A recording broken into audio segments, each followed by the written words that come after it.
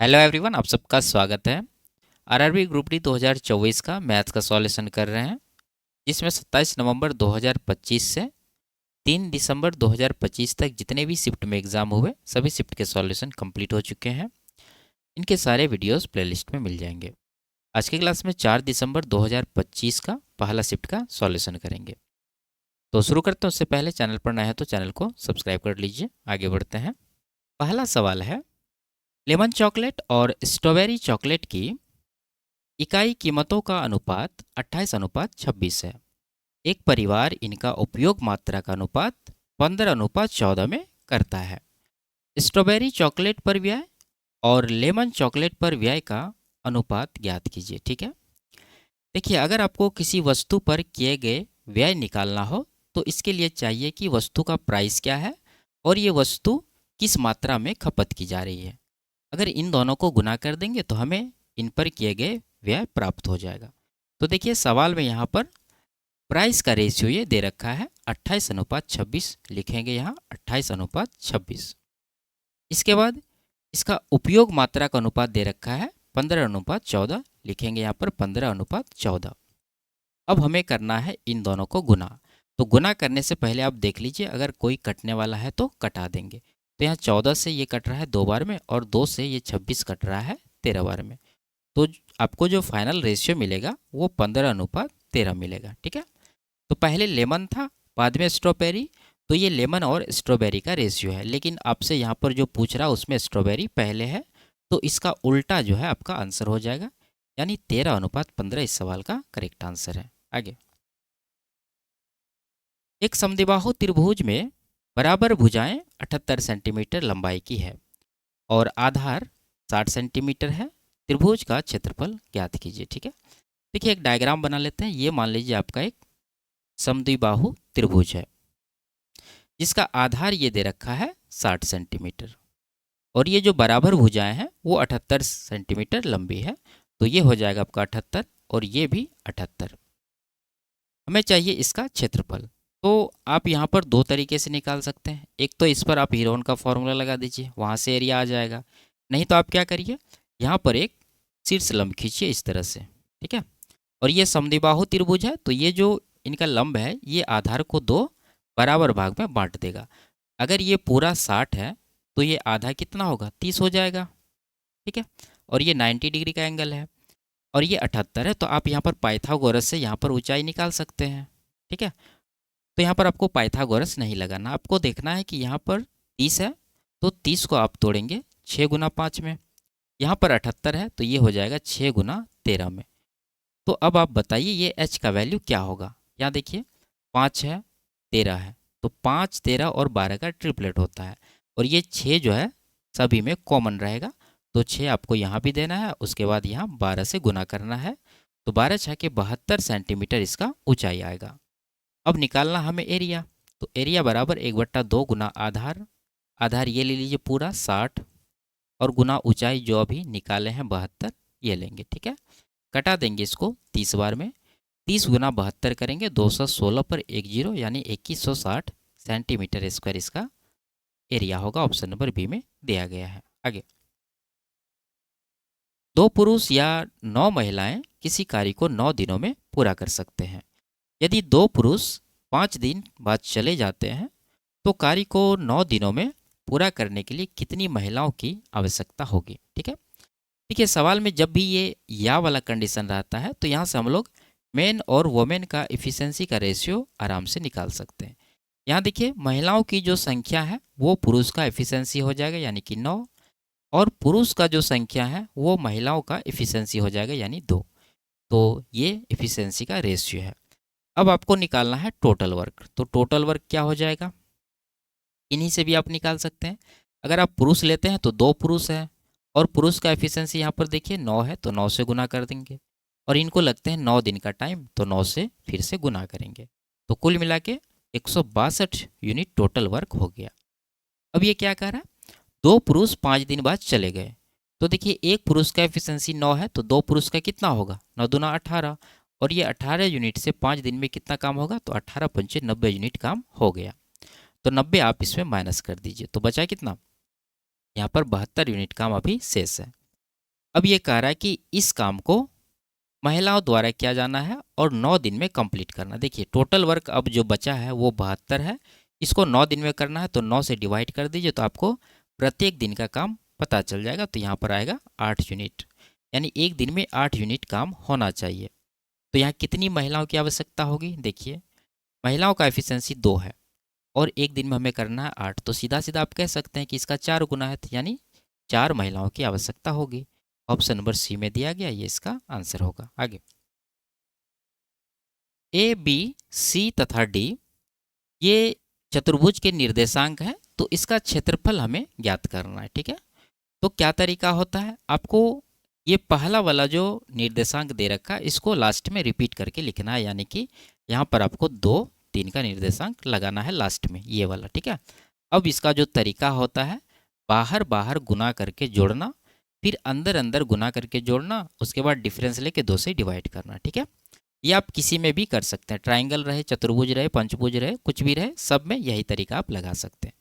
देखिए यहाँ पर अगर आप बाहर बाहर गुना करते हैं इन दोनों में, तो 2 बाहर है, यहाँ पर 7 बाहर है, तो ये हो गया 14, प्लस फिर यहाँ पर 5 और 6 ये दोनों बाहर में है, तो 5 6 के 30 हो जाएगा, प्लस यहाँ पर 10 गुना 2 करेंगे तो यहाँ पर 20 हो जाएगा। फिर आगे आपको 7 गुना 3 करना, तो ये हो जाएगा 21। जोड़ने से क्या मिल रहा है हमें? 40, 30, 70, 10, 80, 4 1 5 यानी कि 85 यहाँ पर मिल रहा है। अब आपको करना है अंदर अंदर गुना। ठीक है, तो ये देखिए इन दोनों में अंदर क्या है, ये 3 है, ये 5 है, तो 3 5 15 हो जाएगा। उसके बाद उसी तरह इसमें भी 7 दाही 70 हो जाएगा, सेम इसी तरह 6 7 42 हो जाएगा। उसके बाद यहाँ पर 2 दूना 4 हो जाएगा।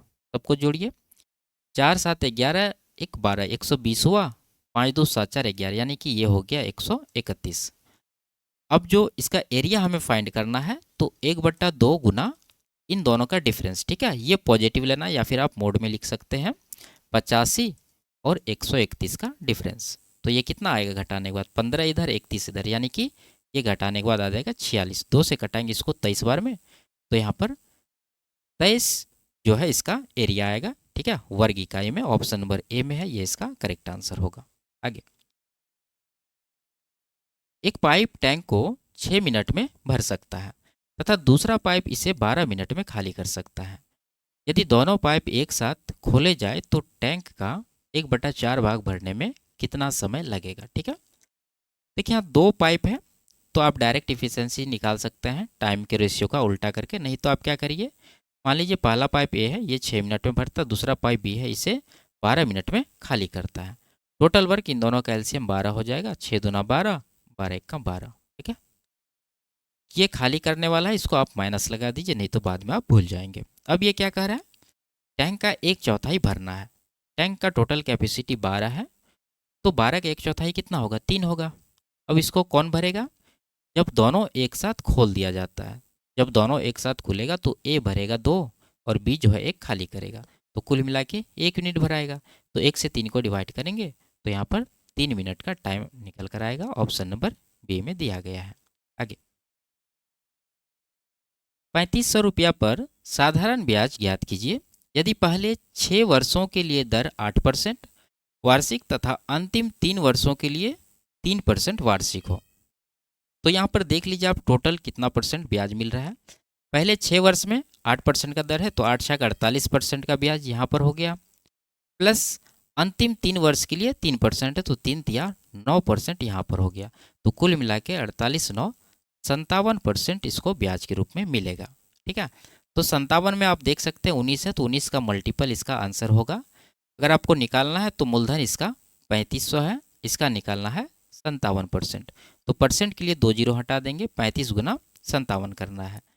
तो लास्ट के 2 डिजिट देखेंगे, 7 5 35 बचा 3, उसके बाद 21 25 46 3 49, यानी लास्ट में 95 आना चाहिए। ऑप्शन नंबर ए में दिया गया, ये इसका करेक्ट आंसर हो जाएगा। आगे,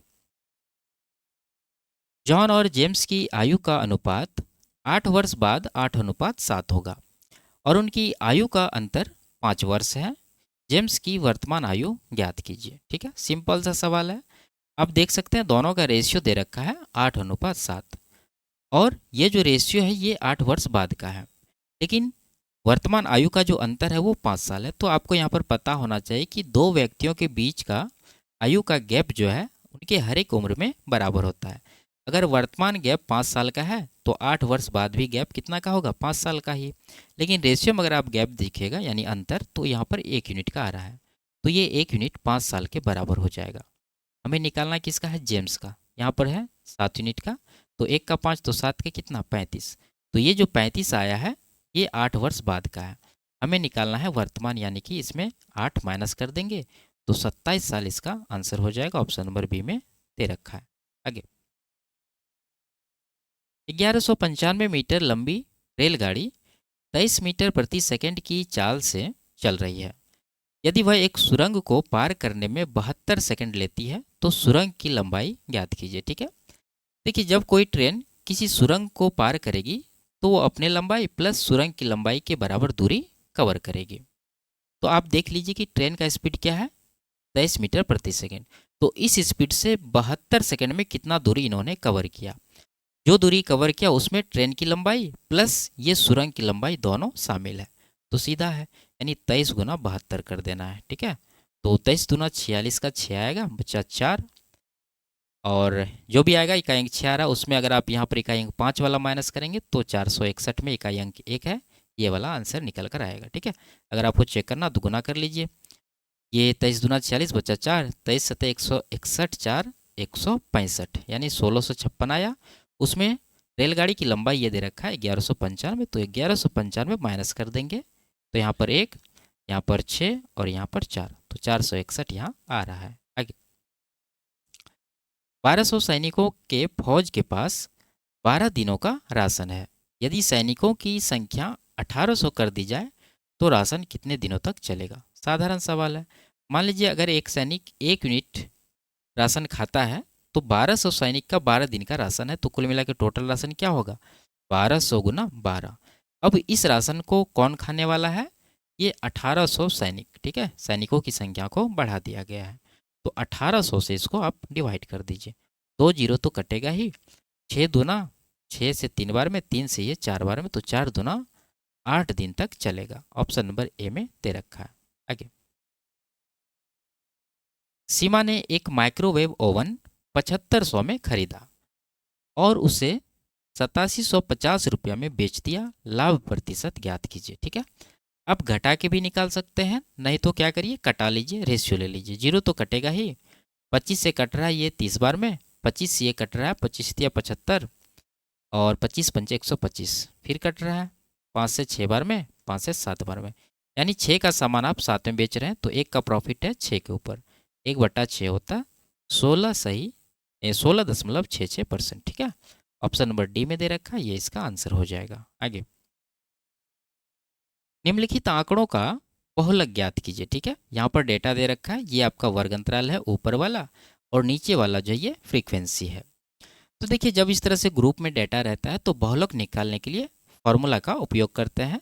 तो फॉर्मूला आपको यहाँ पर पता होना चाहिए। मोड बराबर क्या होता है, L plus F1 minus F0 बटा 2F1 minus F0 minus F2 गुना H। ये चीज़ आपको पता होनी चाहिए। अब ये जो दे रखा है इसमें ये सब क्या है, तो सबसे पहले आपको खोजना है फ्रीक्वेंसी में बहुलक वर्ग। तो जहाँ पर मैक्सिमम है वही इसका बहुलक वर्ग होगा।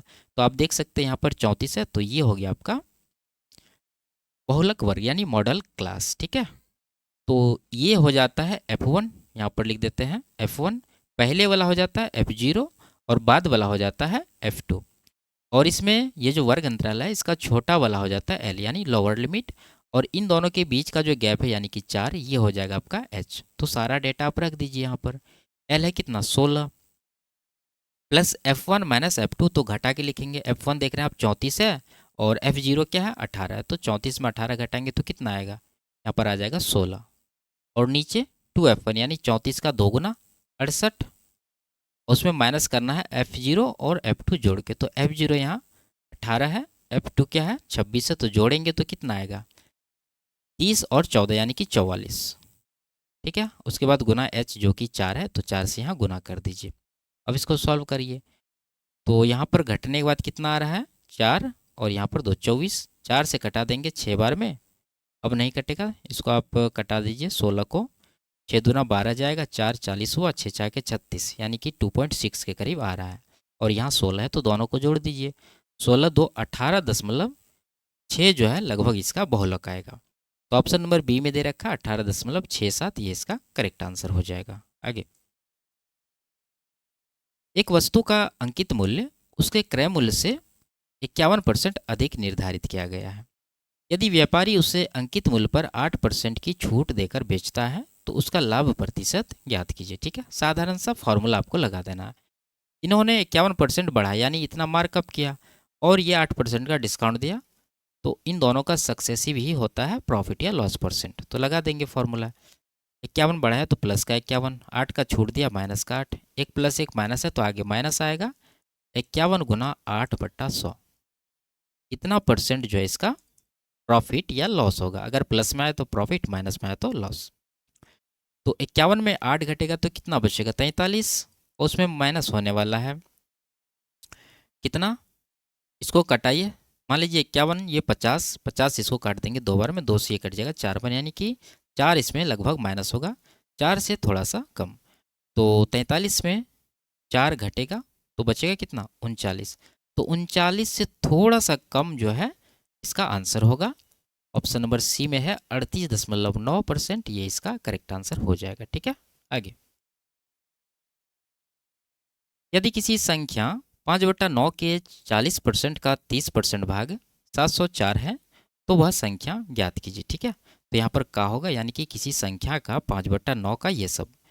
तो मान लीजिए वह संख्या x है, तो लिखते जाएंगे, इसका 5/9 करना है, फिर इसका 40%, तो ये 40% फ्रैक्शन में होता है 2/5, फिर 30% इसका फ्रैक्शन 3/10, ये जो है बराबर है किसके? 704 के। तो इसको कटा के x का वैल्यू निकालना है।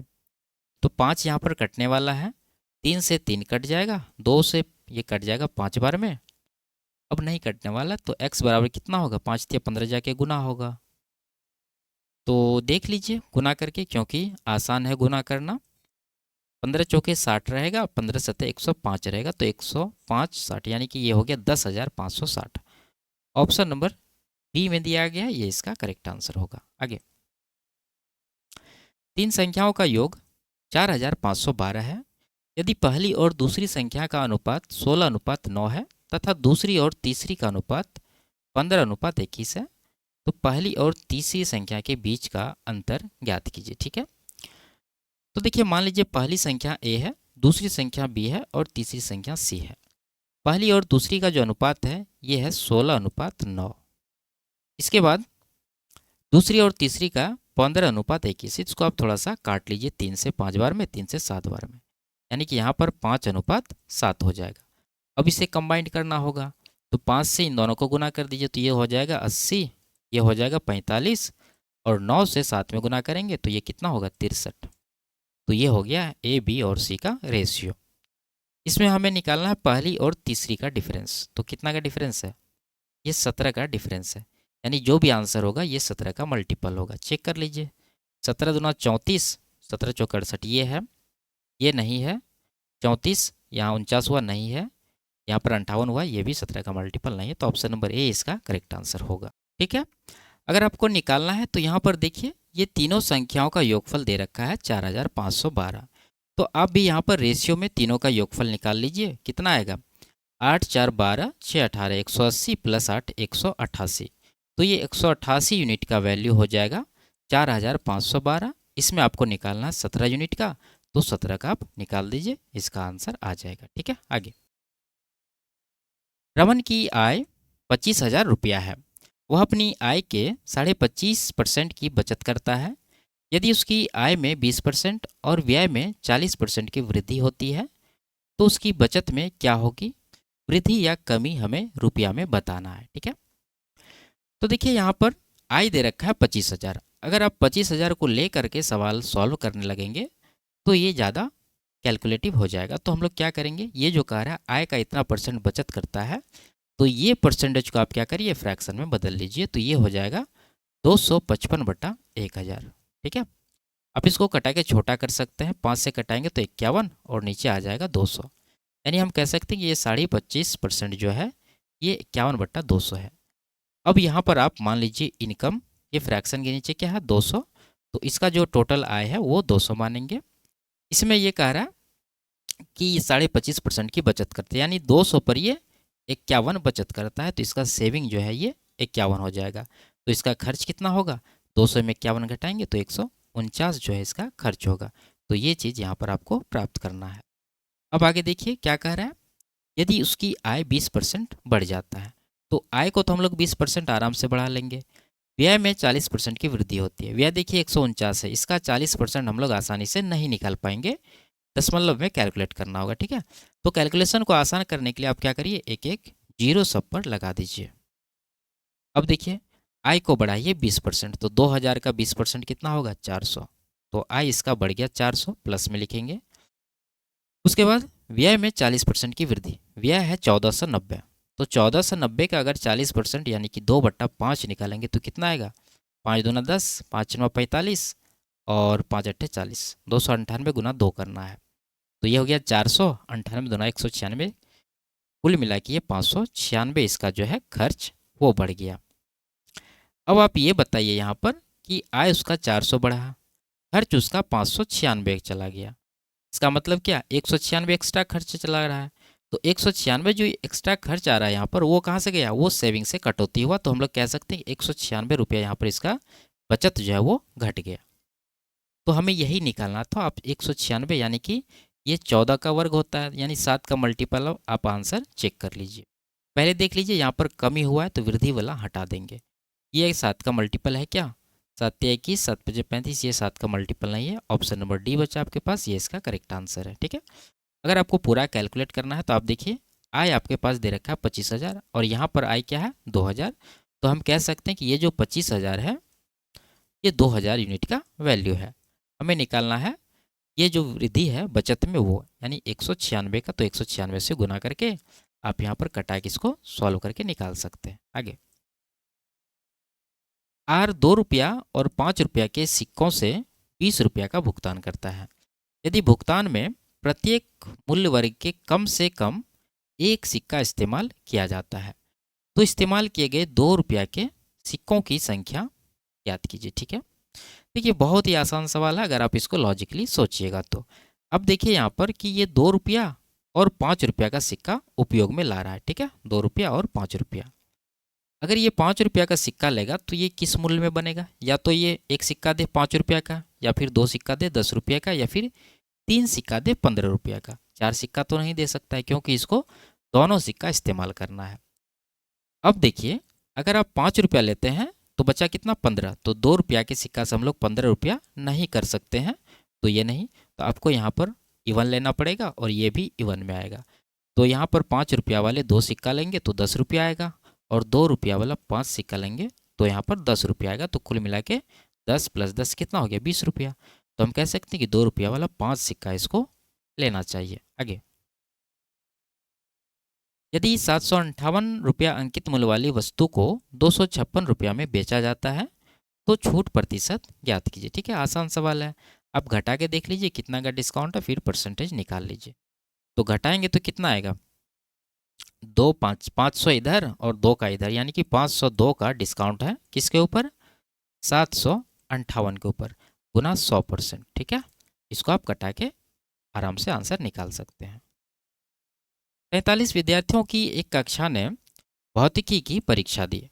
10 विद्यार्थियों का औसत स्कोर 99 था, अन्य विद्यार्थियों का औसत स्कोर 55 था। पूरी कक्षा का औसत स्कोर याद कीजिए, ठीक है। तो देखिए यहाँ पर टोटल जो है 43 विद्यार्थी है, जिसमें पहला ग्रुप है 10 विद्यार्थी का, लिखते हैं यहाँ पर, और इस ग्रुप का जो एवरेज है वो 99 है। तो अगला ग्रुप कितना विद्यार्थी का बचा वो नहीं दिया, आपको निकालना है। टोटल आप देख रहे हैं 43 है, जिसमें 10 यहाँ रह गया तो बचा 33, ठीक है। तो 33 विद्यार्थी का अगला ग्रुप है जिसका एवरेज ये 55 दे रखा है, तो ये 55 आ जाएगा नीचे। अब यहाँ पर आपको निकालना है ओवरऑल एवरेज यानी पूरी कक्षा का। तो आप यहाँ पर 2 तरीका कर सकते हैं, या तो गुना करके वेटेड एवरेज तरीका लगा दीजिए, या फिर क्या करिए इन दोनों में से छोटा वाला मान लीजिए एवरेज। तो हम लोग यहाँ पर 55 को मान लेंगे एवरेज, ठीक है। अब देखिए ये एवरेज से अगला संख्या यानी ये जो रह गया है वो कितना अधिक है, तो आप कहेंगे यहाँ 44 अधिक है और इसका क्वांटिटी 10 है, तो यहाँ पर आगे आ जाएगा 44 गुना 10 यानी 440। अब ये 440 को टोटल क्वांटिटी से डिवाइड करना है, यानी विद्यार्थियों की टोटल संख्या। तो यहाँ है 10 और 33 कुल मिला के 43, ठीक है। तो 43 से कट जाएगा कितना बार में, पूरा नहीं कटेगा, एक बार में जाएगा और यहाँ पर जीरो आएगा, फिर दशमलव आएगा। तो हम कह सकते हैं 55 10 65 दशमलव कुछ जो है इसका आंसर होगा। तो यहाँ पर 65 के बाद ये है, ये इसका करेक्ट आंसर है। आगे 440 और 452 के बीच कितनी अभाज्य संख्या है, ठीक है। तो लिख लीजिए आप 440 और 452 के बीच कितनी अभाज्य संख्या हो सकती है। तो 440 को छोड़ के अगला लिखे तो 441 होगा। आप जानते हैं वो एक इसका स्क्वायर होता है, तो छोड़ देंगे उसको। इसके बाद 442 आएगा जिसमें इकाई अंक 2 है, यानी ये सम संख्या, तो इसको भी छोड़ देंगे। 443 लेंगे, इसको जब तक हम लोग चेक ना कर लें इसको अभाज्य संख्या मानेंगे, ठीक है। इसके बाद 444 नहीं लेंगे क्योंकि वो सम संख्या है। 445 नहीं लेंगे क्योंकि इकाई अंक 5 है। 446 में सम संख्या है तो वो भी नहीं लेंगे। 447 लेंगे, 48 नहीं लेंगे, 49 लेंगे, 50 नहीं लेंगे, 451 लेंगे, ठीक है। तो ये 4 नंबर है जिसे आप देख कर नहीं बता सकते हैं ये अभाज्य है या फिर नहीं है, जब तक आप इसको चेक नहीं कर लें, ठीक है। तो सबसे पहले आप चेक करिए 3 से। तो 8 3 11, 8 7 15, ये देखिए 3 का मल्टीपल निकला, हटा देंगे इसको, ठीक है। 8 9 17, 9 1 10, यहाँ पर 3 का मल्टीपल और कोई नहीं है। 11 से अगर देखें तो यहाँ पर नहीं है, यहाँ पर नहीं, यहाँ पर देखिए 4 1 5 5, ये 11 का मल्टीपल है, इसको भी हटा देंगे। अब 2 नंबर है, अब इसको आप आगे करिए 13 से। 13 तिया 39, ये नहीं है। 13 तिया 39, 5 59 नहीं है ये। 17 से, 17 दूना 34, 103 बार नहीं है, ये भी नहीं है। 19 से, 19 दूना 38, ये नहीं है। 19 दूना, ये भी नहीं है, ठीक है। यानी हम कह सकते हैं कि ये दोनों ये प्राइम नंबर है। तो यहाँ पर ऑप्शन नंबर डी जो है इसका करेक्ट आंसर हो जाएगा, यानी कि 2। आगे आपको यहाँ पर कहाँ तक चेक करना था, देखिए 443 है, 449, यानी इसके आसपास कोई वर्ग संख्या आपको उठाना, या फिर पहले वाला या बाद वाला। तो हम लोग मैक्सिमम केस में बाद वाला वर्ग संख्या उठाते हैं। तो यहाँ पर हो जाएगा 484, जो कि होता है 22 का स्क्वायर। तो आपको 1 से लेकर 22 तक जितने भी अभाज्य संख्या है सबसे इसको चेक करना रहता है, ठीक है। तो अगर वो अभाज्य रहेगा तो नहीं मिलेगा, अगर नहीं रहेगा तो किन्हीं नंबर से ये कट जाएगा। आगे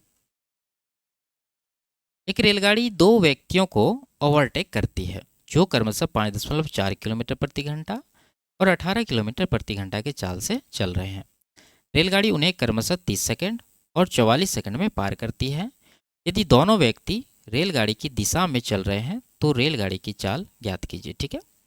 देखिए आसान सवाल है, बस यहाँ पर थोड़ा सा आपको कैलकुलेशन करना है। तो ये मान लेंगे हम लोग कि रेलगाड़ी की चाल x किलोमीटर प्रति घंटा है और यहाँ पर कह रहा है कि जिस दिशा में रेलगाड़ी जा रही है उसी दिशा में ये दोनों व्यक्ति भी जा रहे हैं। तो इस कंडीशन में दोनों का रिलेटिव स्पीड क्या होगा, दोनों के स्पीड का डिफरेंस, ठीक है। तो यहाँ पर अगर हम पहले व्यक्ति के सापेक्ष ट्रेन का स्पीड देखें तो कितना हो जाएगा, x माइनस 5.4 लिखेंगे यहाँ पर, x माइनस 5.4। और इस आदमी को क्रॉस करने में ट्रेन को लगता है 30 सेकेंड। तो अगर इसको 30 से गुना कर देंगे, ठीक है, तो हमें क्या मिलेगा, हमें मिलेगा ट्रेन की लंबाई। यहाँ पर एक चीज़ और छूट गया है कि आप जान रहे हैं कि ये स्पीड किलोमीटर प्रति घंटा में, तो इसको आप 5/18 से गुना करेंगे तब जाके ये मीटर प्रति सेकंड में बदलेगा। फिर उसके बाद सेकंड वाले टाइम से आप गुना करेंगे। लेकिन हमने 5/18 को छोड़ दिया क्योंकि दोनों तरफ आपको गुना करना होगा फिर कटाना होगा, तो उससे कोई फ़ायदा नहीं है। तो ये हो गया पहला कंडीशन में ट्रेन की लंबाई। अब दूसरा कंडीशन सेम उसी तरह, x माइनस 18 और यहाँ पर गुना कर देंगे, कितना टाइम लग रहा है 44 सेकेंड। तो 44 से 2 से कट रहा है 15 बार में और 2 से कट रहा है 22 बार में। x गुना 15 15x, x गुना 22 22x, डिफरेंस कितना आ गया 7x, इस तरफ लिख देंगे, ठीक है, प्लस में। इसके बाद 5.4 गुना 22 करना है, तो ये हो जाएगा आपको माइनस में कितना 15 5 75 और 6 81। और इस तरफ देखिए 22 गुना 18 माइनस में होगा, इस तरफ लाएंगे प्लस में हो जाएगा कितना 18 दूना 36, 36 3 39, 396। तो घटाइए इसको, यहाँ पर 5 और यहाँ पर 31, इसको 7 से डिवाइड करेंगे तो हमें मिलेगा x का वैल्यू 7 चौके 28 कटेगा, 7 5 35, यानी 45 किलोमीटर प्रति घंटा ये ट्रेन की स्पीड है। ऑप्शन नंबर ए में दिया गया है। आगे 1/20 2/50 का कितना प्रतिशत है, ठीक है। आप रेशियो ले लीजिए यहाँ पर, जीरो तो कटेगा ही, अब नहीं कटने वाला, तो पहले आपको इसे गुना करना है, यानी 5 1 का 5, उसके बाद 2 दूना 4, यानी ये जो 5 है 4 का कितना परसेंट है ये आपको निकालना है, तो ये हो जाएगा 5/4%। तो 1/4 आप जानते हैं 25% होता है, उसका 5 गुना यानी कि 125% इसका आंसर होगा, ऑप्शन नंबर बी में दे रखा है। आगे जमीन के एक बिंदु से एक मीनार के शीर्ष का उन्नयन कोण थीटा इस प्रकार है कि टेन थीटा बराबर 3/4 है। तो कोण थीटा की जया ज्ञात की, यानी कि साइन आपको निकालना है, ठीक है। तो सिंपल सा है, आप जानते हैं कि टेन दिया है, यानी कि टेन बराबर क्या होता है P/B, और जो कि है 3 4, तो यहाँ से H कितना आ जाएगा, 3 4 5 का ट्रिपलेट होता है, तो यहाँ पर H आ गया 5। साइन निकालना जो कि होता है P/H, तो P देख रहे हैं ऊपर वाला 3 है और H यहाँ पर निकालना है 5, तो 3/5 आपका आंसर होगा, ऑप्शन नंबर बी में दिया गया है। आगे यदि x - y 20 है और x y 12 है तो दोनों के स्क्वायर का योगफल ज्ञात कीजिए, ठीक है।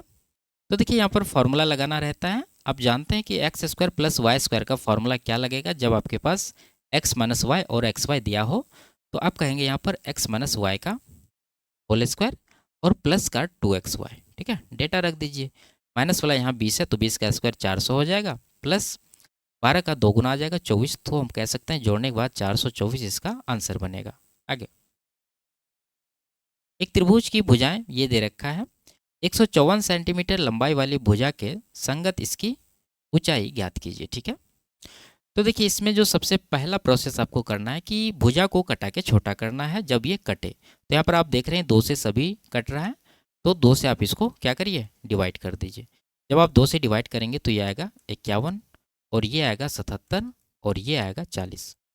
अब यहाँ से आपको हीरोन के फॉर्मूला से एरिया फाइंड करना है, फिर उस एरिया को 1/2 गुना आधार गुना ऊंचाई के फॉर्मूले के बराबर करके और आधार का ये मान रख के ऊंचाई ज्ञात करना है, ठीक है।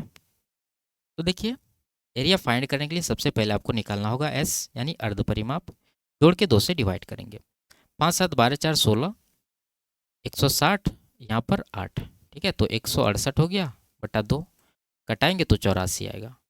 अब हमें फाइंड करना है एरिया, जो कि होता है √under S into S minus है, तो एस 84 है, एस माइनस है, यानी कि 84 में आपको 51 घटाना है, तो कितना आएगा 33।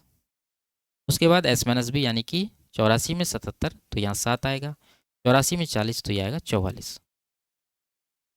अब क्या करिए इसको पेयर बनाइए, ठीक है। तो आप यहाँ पर 84 को तोड़ देंगे कैसे, 7 है तो 7 गुना 12 में, 33 को 3 गुना 11 में, 7 तो है ही, और 44 को 11 गुना 4 में। अब जिसका पेयर बन रहा है उसको बाहर कर लीजिए, तो पहले 7 का पेयर देखिए यहाँ पर बन रहा है, इसको बाहर करेंगे एक साथ। उसके बाद देखिए 12 या 36 का 6 आ जाएगा बाहर, और 11 का पेयर यहाँ बन रहा है, तो 11 एक बाहर आ जाएगा, और यहाँ 4 बच गया, तो 4 का वर्गमूल 2 ले लीजिए, तो ये जो है आपका एरिया निकला है।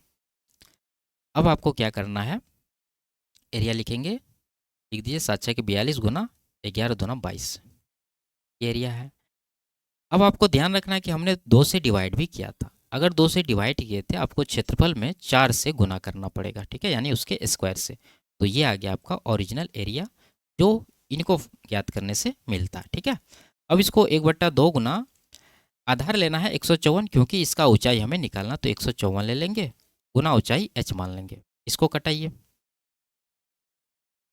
तो यहाँ पर 2 से कट जाएगा 77, और 11 दूना 11 सत्ते 7 से कट जाएगा 6 बार में, अब नहीं कटेगा, 12 चौके 48, यानी h बराबर 48 इसका आंसर हो जाएगा, ऑप्शन नंबर डी में दिया गया है।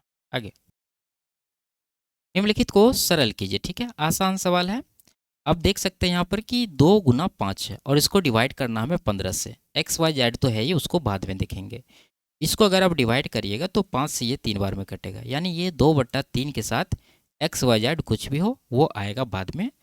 अगर ऑप्शन देखेंगे तो यहाँ पर है केवल 2/3, तो ये इसका आंसर आप आराम से लगा दीजिए, ठीक है। अगर आपको निकालना है तो आप क्या करिए, देखिए ये अगर हम ऊपर की बात करें तो ये गुना करने से आपको क्या मिलेगा 10 मिलेगा, ठीक है। उसके बाद एक्स का क्यूब यहाँ है और एक्स यहाँ पर है, तो कुल मिला के क्या हो जाएगा, एक्स की पावर 4 हो जाएगा। उसके बाद वाई की पावर 5 है यहाँ और वाई की पावर 6, तो कुल मिला के हम कह सकते हैं कि वाई की पावर 6 5 11 हो जाएगा। और जेड की पावर 2 यहाँ पर है, यहाँ 1 है, तो कुल मिला के जेड का पावर 3 हो जाएगा। और नीचे की बात करें तो ये चीज़ है, सेम लिख देंगे, यानी 15 गुना एक्स स्क्वायर गुना वाई गुना जेड स्क्वायर। अब यहाँ पर जो कटने वाला उसको कटा देंगे, ये तो कटेगा ही, 5 दूना 5 दिया, और ये इसको अगर आप काटेंगे तो एक्स स्क्वायर बचेगा। इसको अगर आप काटते हैं तो वाई की पावर 10 बचेगा। इसको अगर आप काटते हैं तो जेड बचेगा। तो ये आपका आंसर आया, यानी कि 2/3 एक्स स्क्वायर वाई की पावर 10 और जेड। देखिए ऑप्शन नंबर सी में ही दे रखा है, ये इसका करेक्ट आंसर होगा। आगे, तो ये लास्ट सवाल था। वीडियो आपको कैसी लगी कमेंट में ज़रूर बताइए।